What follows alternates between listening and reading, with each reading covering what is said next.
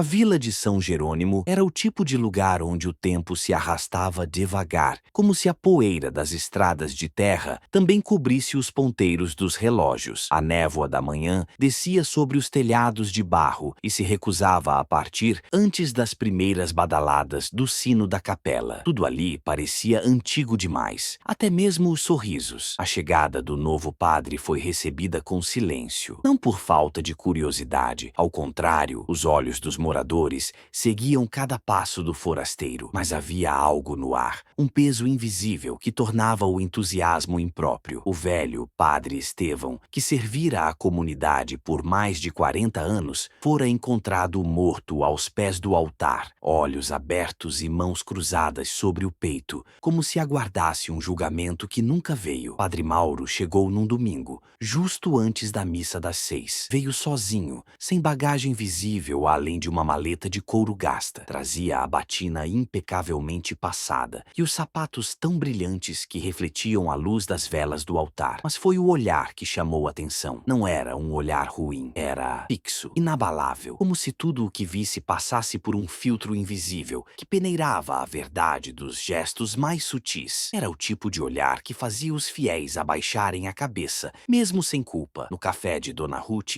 o assunto circulava com açúcar e mistério. "Ele é calado demais", disse Júlio, o padeiro. "Parecia que já sabia meu nome quando me cumprimentou. Não tem sotaque de lugar nenhum", acrescentou Ruth, olhando por cima do balcão. "Nem do sul, nem do norte. A voz dele parece que flutua." Foi então que Benedita, a mais velha da vila, murmurou entre goles de café preto: "Nunca olhe nos olhos do padre." Todos riram nervosamente, mas ninguém a desmentiu. Benedita era conhecida por ter visões, embora ninguém soubesse ao certo se eram delírios ou maldições disfarçadas de sabedoria. A primeira missa celebrada por Padre Mauro foi breve e direta, em uma história, uma graça. Ele leu as escrituras como quem lê um processo judicial, e cada palavra caía no chão da igreja com peso de sentença. Ao final, os fiéis saíram em silêncio, sem saber se tinham sido abençoados ou advertidos. Ana, que sentava sempre na terceira fileira ao lado da avó, notou que o novo padre nunca sorria, nem mesmo quando falava de redenção. Havia algo na maneira como ele terminava as frases, uma pausa estranha, se escutasse alguma resposta que ninguém mais ouvia. Naquela mesma noite, enquanto o vento zunia por entre as janelas mal vedadas da casa, a vela que iluminava o quarto de Ana apagou-se sozinha. Ela acordou sobressaltada e, por um instante, jurou ver uma sombra junto à porta. Não havia som, passos, apenas a sensação de ser observada. Na manhã seguinte, a igreja estava aberta mais cedo do que o habitual. Mauro caminhava entre os bancos, tocando levemente os encostos de madeira. Os abençoasse um por um. Ada sentiu um frio correr-lhe à espinha, ainda que o dia estivesse abafado. "Bom dia, minha filha." Aviar seus olhos. Pai, sua avó. Disse que sonhou com a igreja afundando no chão. São ao altar. As confissões começaram a aumentar. Pessoas que antes se afastavam da igreja passaram a procurá-la com frequência. Iam sair leves, mas estranhamente vulneráveis, como se tivessem deixado algo para trás. O confessionário virou um ponto de murmúrios. Alguns diziam que bastava o padre olhar para alguém e já sabia o pecado. Certa vez, uma mulher entrou na igreja para rezar, mas ao cruzar com Mauro nos corredores, cobriu os olhos com as mãos. Disse depois que viu coisas, imagens que não sabia se eram dela ou do padre. Chamaram de histeria, mas o boato se espalhou. Havia algo nos olhos dele. Benedita, em sua cadeira de balanço à frente da casa, repetia para quem quisesse ouvir, ou mesmo para quem não quisesse: "Nunca olhe nos olhos do padre. Ele vê mais do que devia. Ele devolve o que não queríamos lembrar." Uma noite, Ana encontrou a avó chorando em silêncio. No colo, o terço partido e os olhos fixos no vazio. "O que foi, vó?" "Ele esteve aqui, antes do vento bater na janela, antes da vela apagar. Ele esteve aqui." "O padre?" Benedita não respondeu. O tempo foi passando e a figura de Mauro foi se solidificando no imaginário da vila. Ele aparecia nos lugares antes de ser chamado, visitava doentes antes de serem diagnosticados, conhecia nomes de parentes que ninguém mencionava há anos. Era discreto, mas impossível de ignorar. E seu olhar, o olhar, ainda era tema de cochichos nas feiras, nas cozinhas e até nos sonhos. Numa manhã chuvosa, Júlio, o padeiro, não abriu a padaria. Encontraram-no em casa, deitado na cama, olhos abertos, pupilas dilatadas. Não havia feridas, nem sinais de agressão, apenas um bilhete em cima da mesa. Ele sabia. O enterro foi silencioso. Mauro celebrou a missa fúnebre sem alterar a expressão. Quando disse "descanse em paz", Ana teve a impressão de que falava mais para os vivos do que para os mortos. Na saída, ela se aproximou da avó. "Você acha que o padre tem culpa? O que ele tem não é culpa. É conhecimento demais. Conhecer a alma dos outros é um fardo que ninguém devia carregar." Ana olhou em direção à igreja. Mauro ainda estava lá dentro, parado no altar, como se ouvisse cada palavra dita do lado de fora. E naquele instante, mesmo sem querer, ela olhou diretamente para ele. Não foi por mais de um segundo, mas foi o suficiente. O segundo seguinte ao olhar foi estranho. Ana não sentiu medo, não imediatamente. Foi mais como uma vertigem, uma torção silenciosa dentro da mente, como se tivesse escorregado por dentro de si mesma. O olhar do padre não era violento, nem ameaçador. Era profundo, abissal, como um poço sem fundo que, por alguma razão, refletia o rosto dela de volta, só que distorcido. Ela desviou os olhos, fingindo normalidade, e seguiu até o portão da igreja. Mas o mundo parecia ter escurecido levemente ao seu redor, como se uma nuvem tivesse se instalado apenas sobre ela. Aquela noite, o sono não veio, e quando finalmente adormeceu, sonhou com corredores estreitos e frios, onde uma voz masculina recitava palavras em latim, enquanto portas se abriam para revelar rostos cobertos por véus pretos. Ao final do corredor estava o confessionário, vazio, mas ainda assim sussurrante. Ana acordou com a garganta seca e os olhos marejados. Sentia-se suja, embora não soubesse de quê. Ao olhar o espelho, teve a impressão de ver, por um breve segundo, sua boca se mover, mesmo estando imóvel. Palavras que não lembrava ter dito lhe voavam nos ouvidos. No café da manhã, sua avó a observava com inquietação. Olhou de novo para os olhos da xícara. Assentiu, depois sussurrou. Célia estremeceu levemente, mas nada disse. Tarde, Ana foi à igreja. Claro, mas as nuvens vinham se formando devagar, como um aviso lento demais para ser útil. O confessionário estava vazio quando ela entrou. Mauro estava ajoelhado no altar. Costas. Silêncio. Ela se aproximou-se com suavidade. Se já soubesse que ela viria. Ou com um leve sorriso que não alcançou os olhos. Tio entrou no pequeno espaço de madeira. Força e iniciou. Muitos anos que não me confesso. Tempo não importa. Mauro do outro lado. Houve silêncios. Dei minha mãe por ter morrido. Eu dei o meu pai por ter desaparecido logo depois. Palavras saíram como uma torrente.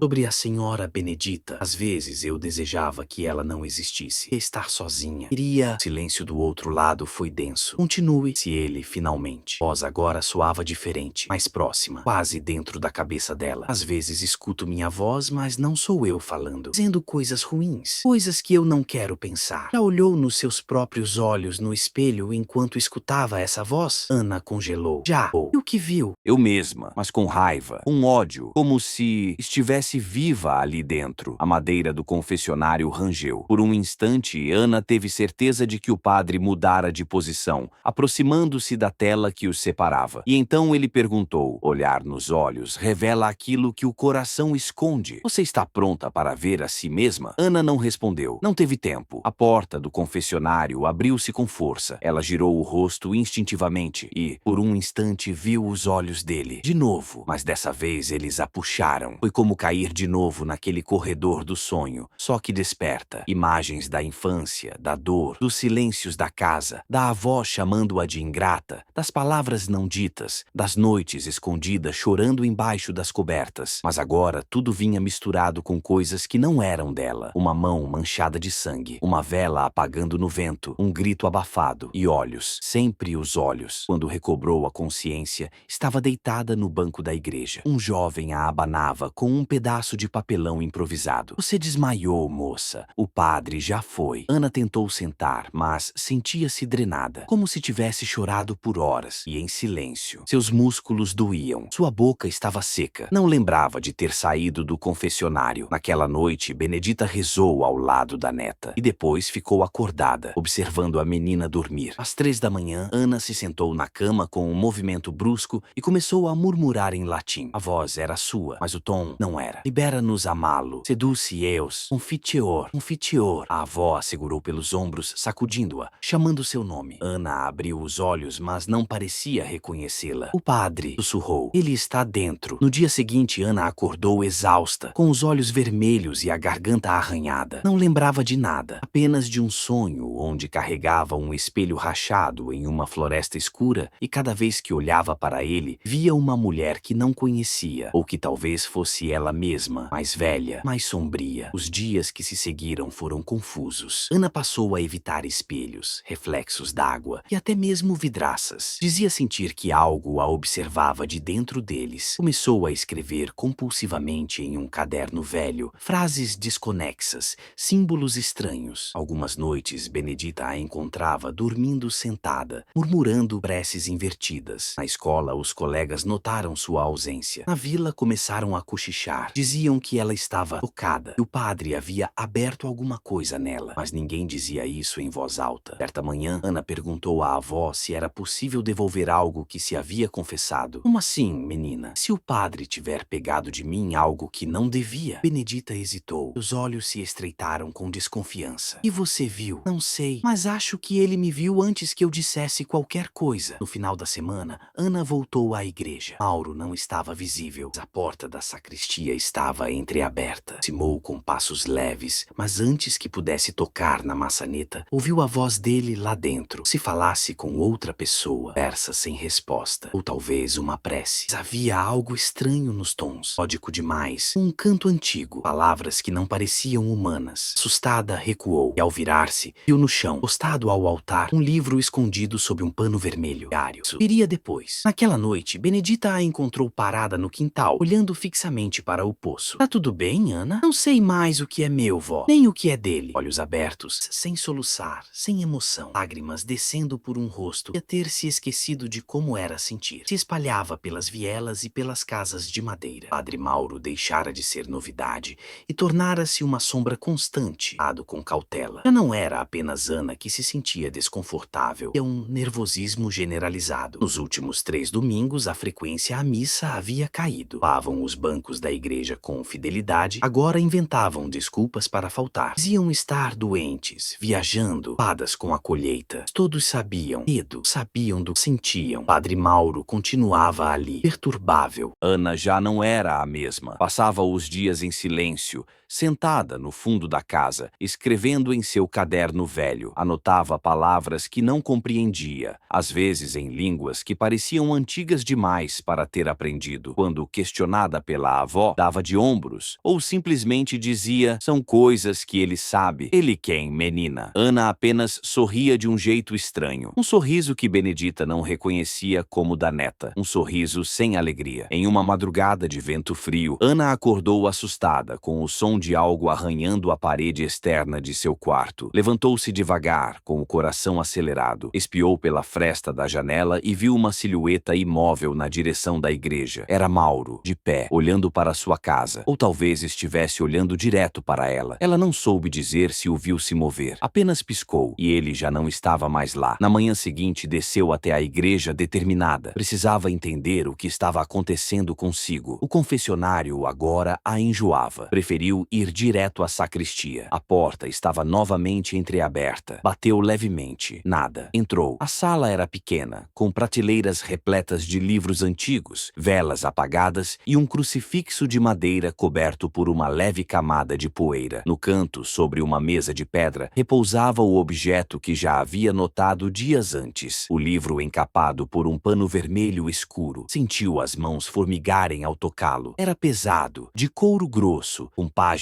de bordas douradas e símbolos gravados na capa. Nenhuma palavra, nenhum título. Abriu devagar. As páginas estavam preenchidas por caligrafias distintas, como se várias pessoas tivessem escrito ali ao longo dos anos. Algumas datadas de décadas atrás, outras sem datas, mas todas com relatos estranhos, confissões. Vi o que não devia ver, e agora sonho com a mesma porta todas as noites. Ele sabe meu nome, mas nunca o disse em voz alta. Olhei por curiosidade. Agora ele está dentro. Confessei, e ele levou, mas deixou algo no lugar. Ana folheou as páginas como se procurasse por algo específico, até que por fim encontrou. Seu nome, Ana, disse há 7 anos. Entrou em mim, estilhaçou-se em fragmentos. Agora carrega ecos. O sangue fugiu-lhe do rosto. Olhou para os lados, trêmula. Aquilo não podia estar ali. Aquilo não podia ter sido escrito por alguém. Mas mas era sua letra. Reconhecia cada curva, cada inclinação das palavras. Era sua escrita, mas ela não lembrava de ter escrito aquilo. Bonito, não é? A voz às suas costas fez o ar gelar. Era Mauro. Ele estava parado na entrada da sacristia, mãos cruzadas, semblante calmo. Está lendo coisas que não deveria, Ana. Por que meu nome está aqui? Perguntou ela com a voz falha. Ele caminhou devagar até ela. Porque alguns olhos são espelhos e outros são portas. Você abriu a sua. O que está acontecendo comigo? Você viu? E quando se vê, não há retorno. A maioria fecha os olhos e esquece. Mas você ficou. Ficou demais. Ana recuou um passo. Ele não parecia ameaçador, mas havia algo em sua presença que esmagava, como se a verdade estivesse sempre a 1 centímetro de ser revelada e fosse terrível demais para ser suportada. O que você é? Eu sou o que resta quando a fé é só silêncio. Eu sou aquele que escuta o que nem Deus quer ouvir. Ele se aproximou mais, mas não tentou tocá-la. Seus olhos, sempre seus olhos, pareciam querer atravessá-la. As pessoas vêm a mim para confessar, Ana, mas esquecem que, ao fazê-lo, entregam pedaços de si. E eu coleciono. Ela segurava o livro com força, como se fosse uma âncora. Eu quero o que me pertence de volta. Mauro sorriu. Já não é mais seu. Ana fechou o livro com violência, o barulho ecoando como uma batida seca na pedra. E se eu contar aos outros? E se eu mostrar isso? Eles não ouvirão. Eles nunca ouvem. O medo deles é surdo. E a fé cega. Ana saiu correndo da sacristia com o livro pressionado contra o peito. Sentia-se febril, como se estivesse carregando uma bomba invisível. Quando chegou em casa, trancou-se no quarto. Benedita bateu, insistiu, ameaçou, mas ela não respondeu. Passou a noite lendo, tentando entender. Ao amanhecer estava diferente. O olhar estava mais firme, mais denso. Na feira da vila, os boatos ferviam. Diziam que Ana havia enlouquecido, que andava falando sozinha, e os olhos dela estavam escuros demais. Alguns evitavam até cruzar com ela na rua. Mauro permanecia, imóvel nos corredores da igreja, sempre com aquele olhar, aquele que sabia demais. Na manhã seguinte, uma criança pequena, filho do ferreiro, desapareceu por algumas horas. Quando foi encontrado, estava no altar, sentado, silêncio. Não dizia palavra, apenas encarava o chão. Palma da mão segurava um pedaço de passado com uma única frase: não olhe nos olhos dele. Agora dormia sob o travesseiro de Ana. Ela o mantinha ali como quem guarda uma arma ou um segredo sujo demais para confiar a qualquer outra superfície. Dormia mal, suava. Às vezes, sussurrava nomes durante a madrugada. Nomes que Benedita nunca tinha ouvido. Na manhã seguinte, a descoberta do bilhete na mão do menino, a vila silenciou de um jeito estranho. Um silêncio contido, feito de medo em suspensão. O ferreiro, homem forte, jurava que o filho havia ido dormir em casa, mas acordou na igreja. Como? Ninguém sabia. Ana sabia, porque a igreja estava acordada. E Mauro também. Naquele dia, Ana decidiu que não podia mais agir sozinha. Procurou pelo único homem que, em seu íntimo, talvez ainda guardasse um traço de coragem. Seu antigo professor, Antônio Viegas, aposentado, alcoólatra nas horas vagas, mas com uma mente ainda afiada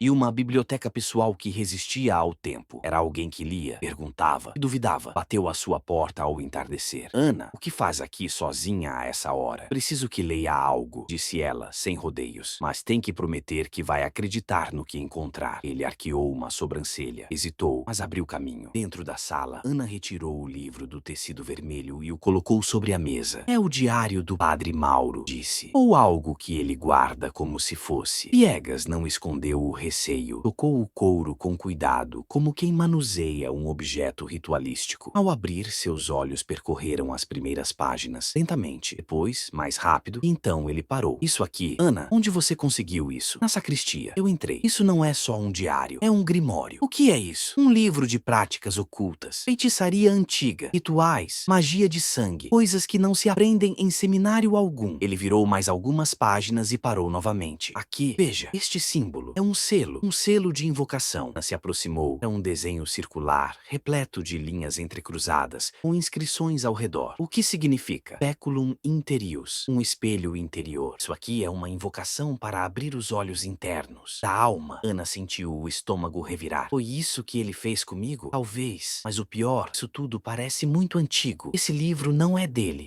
Continuando o quê? Viegas respirou fundo, fechando o livro com uma lentidão. Parecia pesar o ar ao redor. Isso é parte de um ciclo, algo que vem se repetindo. Como assim? Padres anteriores, homens que usaram o título de padre, desapareceram sem deixar deixar rastros. Tenho registros, anotações antigas. Sempre a mesma coisa. Chegam, dão a confiança. E algo escuro começa a crescer na vila. Pessoas desaparecem. Crianças mudam, aumentam. Padre chega. Tudo recomeça. Se há só mais um, é o próximo. Aquela noite, Ana não voltou direto para casa. Ou pelas ruas da vila como quem tenta reconhecer uma cidade que já não é sua. As janelas estavam fechadas. As velas acesas dentro das casas dançavam em sombras inquietas. Escuro do que deveria. Estava destrancada. O cheiro de incenso era denso demais. Escuridão quase líquida. E os degraus do altar devagar. Quem invade um território proibido. Ali, sobre a mesa, encontrou algo inesperado. Espelho, redondo, com moldura de ferro negro, antigo. Não refletia sua imagem com clareza. Estava embaçado. Ou talvez fosse bruma. Quando tocou sua superfície, sentiu algo quente atravessar-lhe a mão. Se o espelho a tivesse reconhecido. Atrás dela, a voz veio suave. Está pronta para se ver de verdade? Mauro. Sempre ele, como se nunca saísse dali. Ana girou devagar. Sei o que é você. Ó, um padre. Sorriu. A primeira vez, sem disfarce. E mesmo assim veio. Vim porque quero o que me pertence. Quero meus olhos de volta. Olhos? Mauro se aproximou do espelho. O espelho mostra aquilo que você nunca quis aceitar. Verdade sem as camadas. Verdade. Come, Ana. Olhe. Você não quer apenas escapar disso. Quer dominar. Ela tremeu. Olhe. Apontou para o espelho. Ana hesitou. Olhos foram atraídos. Viu a si mesma mais velha. Nada onde Mauro estava agora. Pessoas ajoelhadas diante dela. Altar reto de velas negras. Os olhos. O mesmo vazio que havia nos olhos dele. Recuou, assustada. Isso não sou eu. Ainda não. Mas será. Você já abriu a porta. Agora só falta atravessar. Ela virou-se e correu. Saiu da igreja como quem foge de um incêndio invisível. Ao chegar em casa, caiu no chão da cozinha, vomitando. Benedita veio socorrê-la, aflita. O que foi agora, minha filha? Ana chorou, mas desta vez, de verdade. Um choro profundo, limpo, humano. Eu vi o que posso ser, vó. E eu não quero. Então lute, porque ele quer que você se entregue. Que aceite. Mas, e se for tarde? Benedita segurou-lhe o rosto com as duas mãos. Nunca é tarde quando a alma ainda sabe chorar. E naquela noite, Ana escreveu em uma nova página do diário, com a própria mão, sem estar possuída, sem vozes estranhas. Escreveu uma única frase. A luz só entra por onde o espelho quebra. A frase escrita por Ana no diário parecia ter peso físico. Cada letra cravada na página carregava mais do que tinta. Trazia intenção, uma recusa, um grito surdo contra a sedução do abismo. A luz só entra por onde o espelho quebra. Viegas, ao ler a anotação no dia seguinte, empalideceu. Você desafiou algo antigo, Ana. Eles não gostam de ser rejeitados. Ele já me escolheu, mas eu escolhi não ser. Isso pode ter consequências. Ana assentiu, já ciente. Naquela manhã, um boato percorreu a vila como um vento mau. O corpo da benzedeira Clarice foi encontrado caído atrás da igreja, olhos abertos, pupilas completamente brancas, nenhum ferimento, nenhum sangue, apenas um rosto congelado em choque eterno. Ana não teve dúvidas. Foi um aviso. As pessoas da vila começaram a agir de forma estranha. Algumas diziam ouvir vozes à noite, outras acordavam de sonhos que não lembravam, mas com os olhos ardendo. Um rapaz arrancou os próprios cílios, alegando que eles estavam observando de dentro. A atmosfera de São Jerônimo tornou-se pesada como um véu de luto coletivo. Benedita não dormia mais. Ficava sentada na poltrona, rezando com o terço entre os dedos. Às vezes murmurava nomes de parentes já mortos. Às vezes, o nome da neta. Na igreja, Mauro continuava pregando, mas seus sermões haviam mudado. Já não falava de Deus. Falava de revelação, de verdade interior, de silêncio absoluto. Fechem os olhos e vejam, repetia cada vez mais insistentemente. Só quem fecha os olhos pode atravessar. Ana sentia os efeitos. Começou a notar que as pessoas, após as missas, saíam diferentes, mais caladas, mais submissas, algumas vazias, como bonecos bem vestidos. Algo estava sendo retirado, ou talvez semeado, durante aquelas pregações. Viegas reuniu um pequeno grupo de fiéis inquietos, pessoas que ainda resistiam ao magnetismo do novo padre. Reuniam-se à noite na casa de Benedita, com as cortinas fechadas, as velas apagadas e só a luz da lareira os unindo. Precisamos agir, disse Ana, certa de sua decisão, ou ele nos devora por dentro. Mas agir como? Perguntou uma senhora de olhos marejados. Ele é o padre, ele é a autoridade, ele é o fim, respondeu Viegas. E se não quisermos ser parte disso, temos que quebrar o ciclo. Foi então que Ana contou sobre o espelho e sobre o que viu. Ele mostrou o que posso me tornar, mas acredito que também também mostrou como vencê-lo. Como? Ele não suporta ser visto de verdade. Não os olhos, a alma. Ele controla pela cegueira, pela fé cega, pela obediência cega, pelo medo cego. Então, arriscou Viegas, devemos olhar? Ana negou com a cabeça. Não, devemos fazê-lo se ver. Na madrugada que seguiu, o grupo foi até a igreja em silêncio. Eram 7. Ana, Viegas, Benedita, 2 homens simples e 2 mulheres idosas. Cada um com uma vela, mas nenhuma acesa. Apenas a escuridão e a respiração tensa os acompanhavam. Entraram pela porta dos fundos. Sabiam que Mauro estaria lá. Sempre estava. E estava, sentado no altar, como se já os esperasse. Os olhos fechados. Vieram, enfim, murmurou. Tão previsíveis, tão frágeis. Ana avançou até o espelho, que ainda estava sobre a mesa. Esta é sua prisão, disse ela. E também sua janela. É meu trono, corrigiu Mauro, abrindo os olhos lentamente. Mas ao fazê-lo, Ana ergueu o espelho com as 2 mãos e o virou para ele. Veja-se então, Mauro riu. Você acha que não me conheço? Você se vê demais, mas nunca se reconhece, porque o que há aí dentro é vazio. As palavras cortaram como lâmina. Algo estalou no ar. O espelho brilhou com uma luz escura, impossível de descrever. Pela primeira vez, Mauro hesitou. Pare com isso, Ana. Já parei de obedecer. Viegas recitou frases do Grimório, enquanto Benedita salpicava a água benta retirada da pia batismal. As palavras do velho professor eram trovejadas em latim torto, mas carregavam força. Força de desespero. Força de fé não tradicional, mas ainda fé. Mauro cambaleou. Os olhos dele, antes tão fixos, agora oscilavam, como se algo o puxasse para dentro de si. Não! Gritou com voz que já não era apenas humana. Vocês não entendem. Eu sou o elo, o que mantém o portal. Ana caminhou até ele e sussurrou. Que ele se feche, que você se dissolva. E então, sem hesitar, arremessou o espelho contra o chão do altar. O vidro estilhaçou com um som agudo e profundo. Um som que parecia não acabar nunca. Mauro urrou, mas não caiu. Não explodiu, não desapareceu. Ele simplesmente esvaziou. Seus olhos perderam a luz.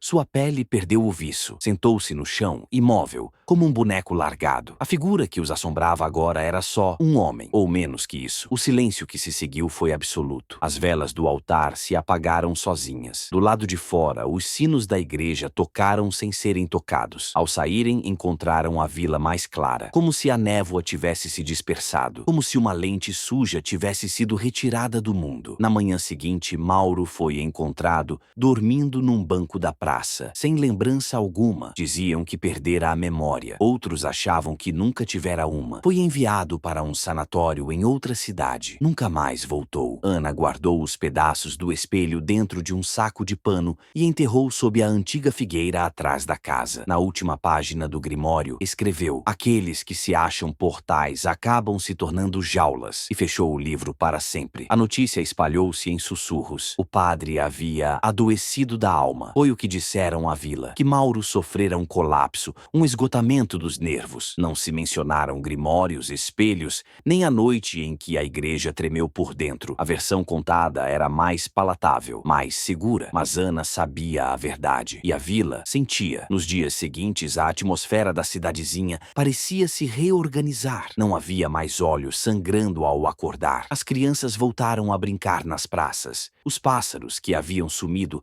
cantaram de novo ao entardecer. Até os sinos da igreja silenciaram, como se soubessem que seu tempo de alerta terminara. Aos poucos, os fiéis começaram a retornar à paróquia, mas ela estava vazia, física e espiritualmente. O altar parecia mais pequeno, as paredes mais frias. Era como entrar num lugar sem morador, sem propósito. O encanto havia partido com o olhar de Mauro. E Ana, agora, caminhava por aquele espaço com outra presença. Seus passos não carregavam mais dúvida, carregavam peso e responsabilidade. Você vai assumir? Perguntou Viegas certa tarde, ao vê-la sozinha no púlpito, olhando para os bancos vazios. Assumir o quê? O papel, o espaço, a voz. Ela olhou para ele sem sorrir. Não, esse lugar precisa de silêncio, de luto, precisa ficar vazio por um tempo, para que a fé das pessoas volte a crescer em outro solo. Ele assentiu. Estava mais velho, mais cansado, mas os olhos ainda firmes. E o livro, enterrado, com o espelho espelho e não será desenterrado, não por mim. E se alguém um dia vai ter que cavar muito, e se cavar, talvez encontre algo que já nem queira viver mais. No cemitério da vila, o túmulo de Clarice recebeu novas flores. Ana cuidava dele toda semana, em silêncio. Sabia que aquela mulher fora a primeira a ver, a tentar impedir, a resistir e pagara o preço. Benedita, por sua vez, parecia recuperar as cores do rosto. Está tudo terminado, minha filha? Perguntou certa manhã, enquanto penteava os cabelos diante do espelho. Um espelho comum. Não sei se terminou, vó, mas parou de piorar. Às vezes, isso já é uma vitória. Ana sorriu de leve, mas à noite ainda sonhava com a versão de si mesma sentada no altar, envolta em véus. Ainda via, em lampejos, olhos demais olhando por dentro dela. Sabia que não se sai de um abismo apenas com uma subida. Carregava um pouco dele agora, e sempre carregaria. Por isso voltou a escrever. Não no diário do padre, mas em um novo caderno, com capa branca, sem símbolos, sem rituais. Escrevia o que lembrava, o que aprendeu, o que temia e o que esperava que nunca mais voltasse. Chamou o caderno de Luz Fria. Era uma forma de manter as sombras em vigília. No fim do mês, um novo padre foi designado para São Jerônimo. Jovem, tímido, de fala simples, nada nele sugeria o mistério de Mauro. A vila o recebeu com certa desconfiança, mas aos poucos, os bancos voltaram a se preencher. Sem hipnose, sem olhos vazios, apenas fé, ou algo próximo disso. Ana foi à missa uma única vez. Ouviu o sermão inteiro com olhos fechados e, ao final, abriu-os. O padre a olhou. Ela sustentou o olhar. Apenas isso, um teste mudo. Ele desviou os olhos primeiro. Isso bastava. Na saída, uma criança a puxou pelo braço.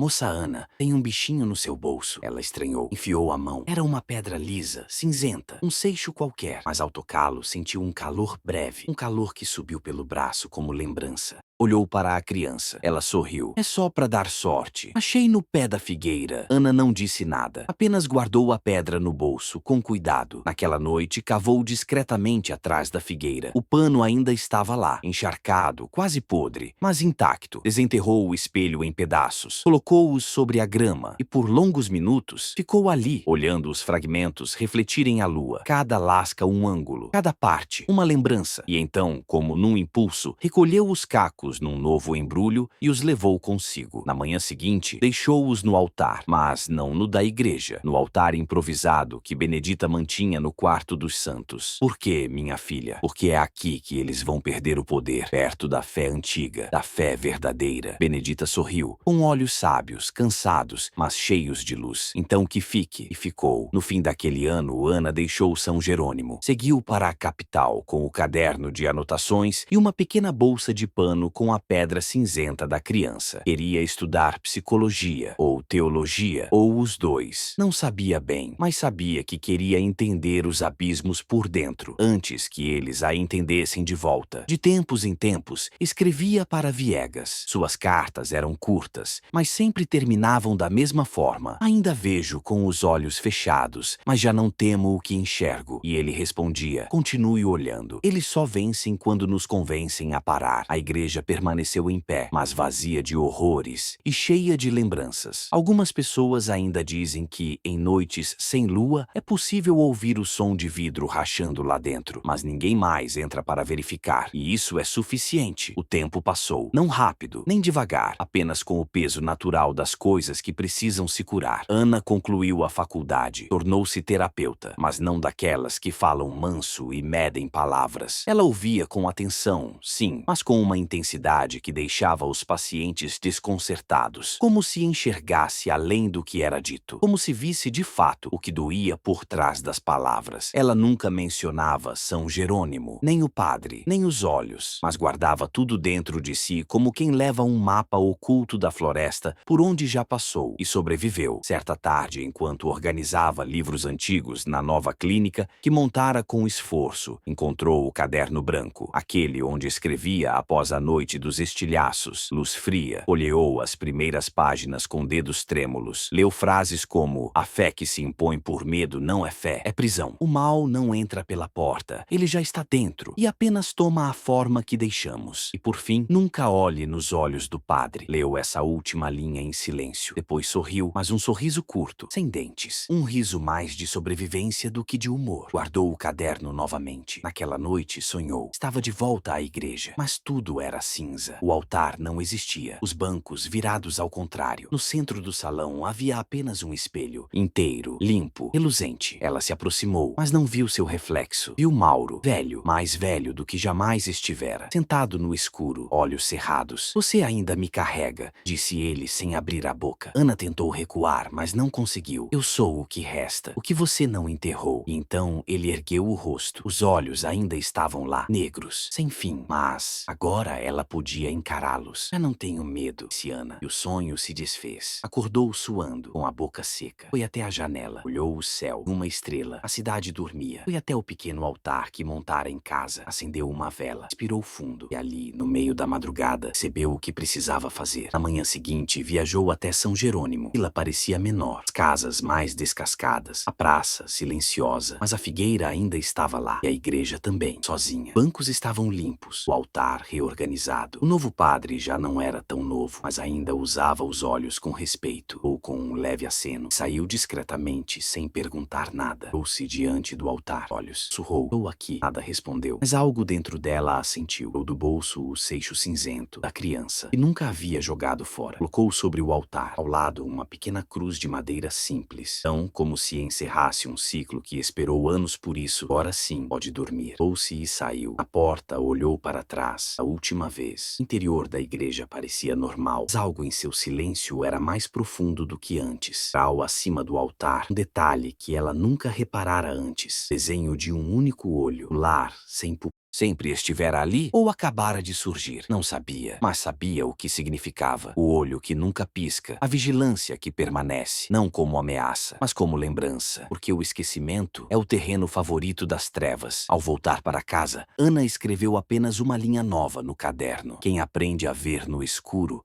nunca mais caminha cego. E então, pela primeira vez em anos, dormiu profundamente, sem sonhos. Ou, se sonhou, não lembrou ao acordar.